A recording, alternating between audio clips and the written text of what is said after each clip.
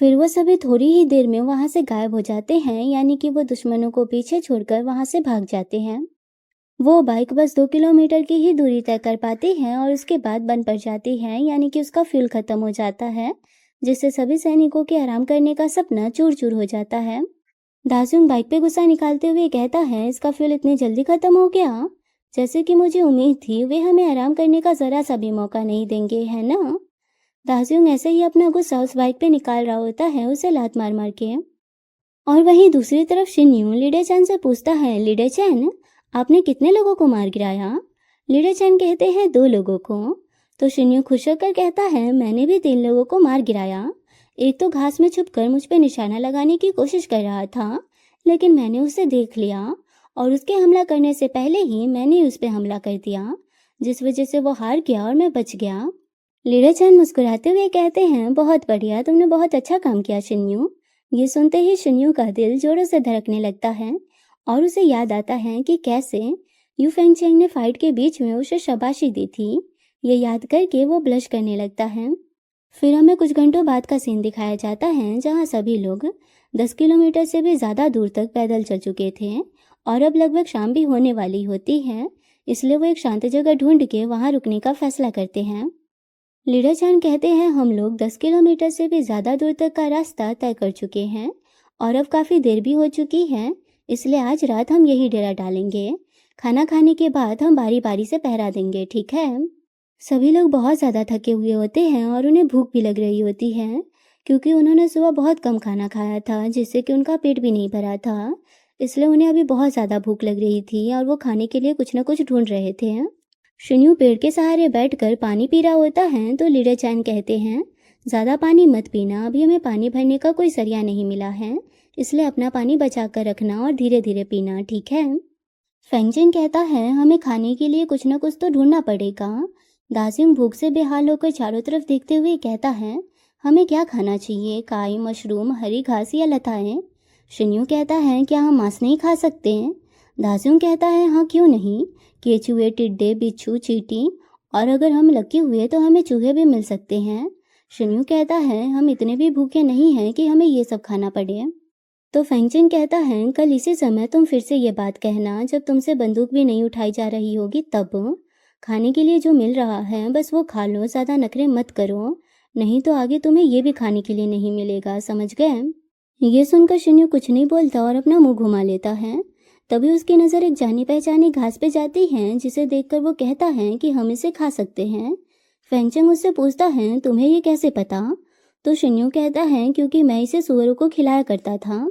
Leader चैन कहते हैं, देखो शिन्यू, छोटी मोटी जानकारियों से हमें कितनी मदद मिलती है, इसलिए तो मैं तुम्हें कहता था कि कोई भी जानकारी बेकार नहीं होती। शिन्यू जमीन से घास तोड़ता है और अपने कपड़े से पोंछकर उसे मुंह में ठूस लेता है। जैसे ही वो उसे चबाता है वो तुरंत उसे थूक देता है, क्योंकि उस घास का स्वाद बहुत ज़्यादा कड़वा होता है, जिससे कि शिन्यू के मुंह का स्वाद भी पूरी तरह से बिगड़ जाता है।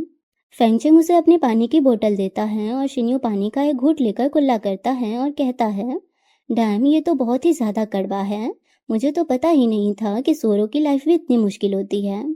ये सुनकर सभी लोग हंसने लगते हैं और फेंगचेंग उसकी पीठ थपथपाते हुए कहता है, कम से कम इससे हमारा पेट तो भर ही जाएगा, है ना? लीडर चैन भी उसकी बात पे हामी भरते हैं और जमीन से घास तोड़कर उसे कपड़े से पोंछकर अपने मुंह में ठूसते हैं और चबाने लगते हैं। थोड़ी ही देर में उसके मुंह का स्वाद कड़वाहट से भर जाता है और उसके चेहरे का भाव बदलने लगता है। उसे देखकर ऐसा लग रहा होता है कि जैसे वो अभी ही उल्टी करने वाला हो, लेकिन वो उल्टी नहीं करता, वो बिना उसे ज़्यादा चबाए ही निगल जाता है और पानी की एक घूंट पीकर अपने मुंह का स्वाद ठीक करता है। इसी बीच लियांग शाओमाओ जमीन पर बैठकर खंजर से कुछ ढूंढने की कोशिश कर रहा होता है और तभी उसे वो चीज़ मिल भी जाती है। वो कहता है, मुझे मिल गया, मुझे मिल गया। सभी लोग उस चीज़ को देखने के लिए उसके पास आते हैं और जब वो लियांग शाओमाओ के हाथ में एक कीड़े को देखते हैं तो वो बहुत ज़्यादा चौंक जाते हैं। वो तो उसे ऐसे देख रहे होते हैं कि जैसे वो इंसान हो ही ना। लियांग शाओमाओ कहता है, मैं बचपन में इसे भूनकर खाया करता था। तो दासिंग उससे पूछता है, तो क्या तुम अभी भी इसे भूनकर खाते हो? लियांग शाओमाओ कहता है, मुझे नहीं पता, मेरी माँ ने मुझे बताया था। फिर वो उस कीड़े को पत्ते में लपेटते हुए कहता है, अभी 72 घंटे में से बस 10 घंटे ही बीते हैं और मैं इतने लंबे समय तक बिना मांस खाए बिना नहीं रह सकता। शिन्यू घबराते हुए कहता है, क्या तुम सचमुच इसे खाने वाले हो? लियांग शाओमाओ कहता है, हाँ बिल्कुल, मैं इसे खाऊंगा। हम 72 घंटे बस घास खाकर नहीं रह सकते, हमें ताकत जुटाने के लिए मांस भी खाना पड़ेगा।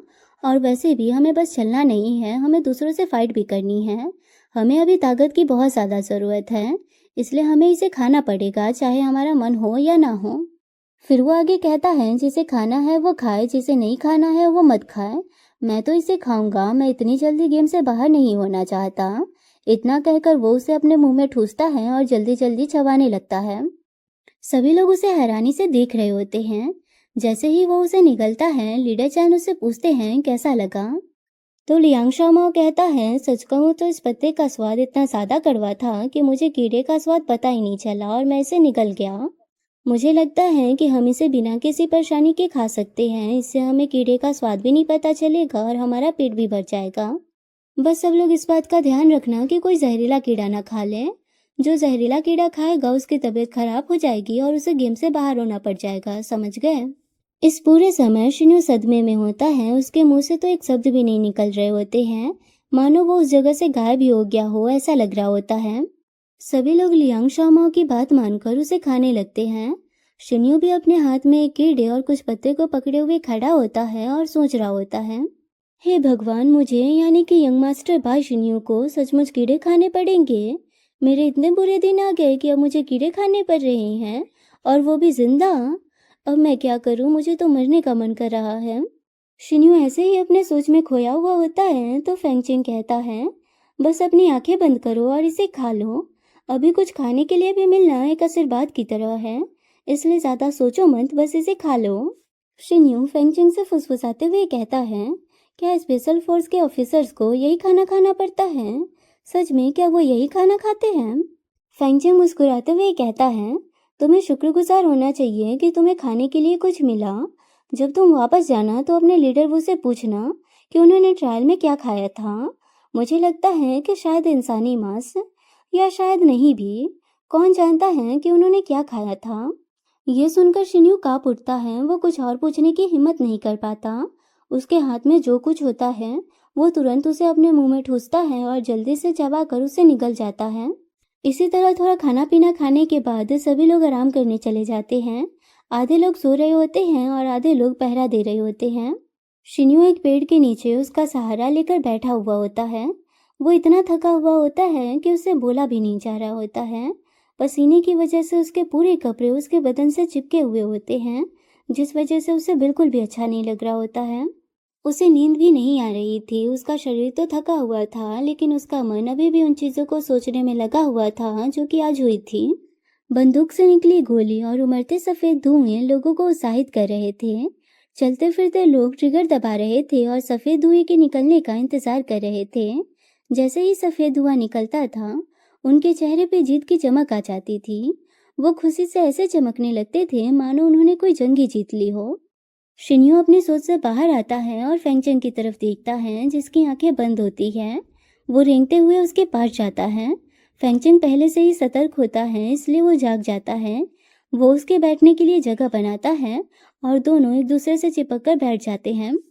शिन्यू उससे कहता है, आसमान में कितने सारे तारे हैं, है ना? फेंगचेंग उससे पूछता है, क्या तुम्हें यहाँ आने का अफसोस है? शिन्यू कहता है, इस पे अफसोस क्यों करना? हालांकि ये थका देने वाला है, लेकिन ये बहुत ज़्यादा दिलचस्प भी है।